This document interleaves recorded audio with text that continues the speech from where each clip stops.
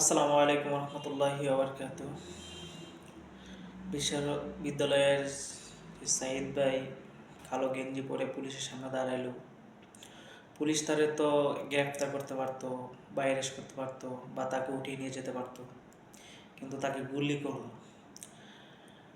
আমরা বাংলাদেশিরা জানতে চাই, আমরা প্রবাসীরাও জানতে চাই যে তাকে পুলিশকে গুলি করার অনুমতিটা কে দিল? কি প্রশাসন দিল, পুলিশ সুপার দিল, না আওয়ামী লীগ সরকার দিল? পুলিশ সুপারকে এটার কফিয়ত দিতে হইব ছাত্ররা সামনে, যে কেন গুলি করা হইল।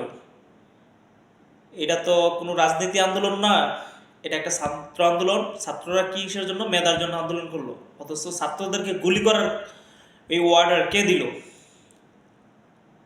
এটা বাংলা জাতির কাছে বলতে হবে, বাংলাদেশের জনগণের কাছে বলতে হবে যে পুলিশেরকে গুলি করার অর্ডার কে দিছে?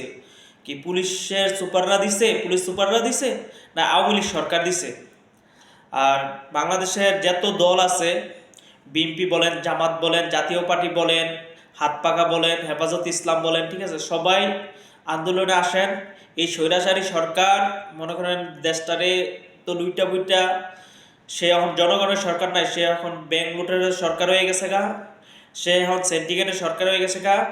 সরকারি এমন একটা দপ্তর নাই, আপনি পুলিশ বলেন, সেনাবাহিনী বলেন, র্যাব বলেন, এমন একটা দপ্তর নাই যে এখানে দুর্নীতি হয় না, এখানে সাদাবাজি হয় না, এখানে ঘোষ খায় না পুলিশ।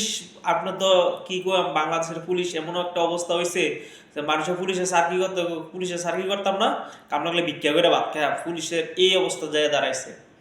তো তারা ঘোষ খায়, সোদ খায়, যা করে দেশটা লুটটা বুট্টা যা করলো, এই বেনজিরের কাহিনী তো আর অভিনয় শেষ নাই।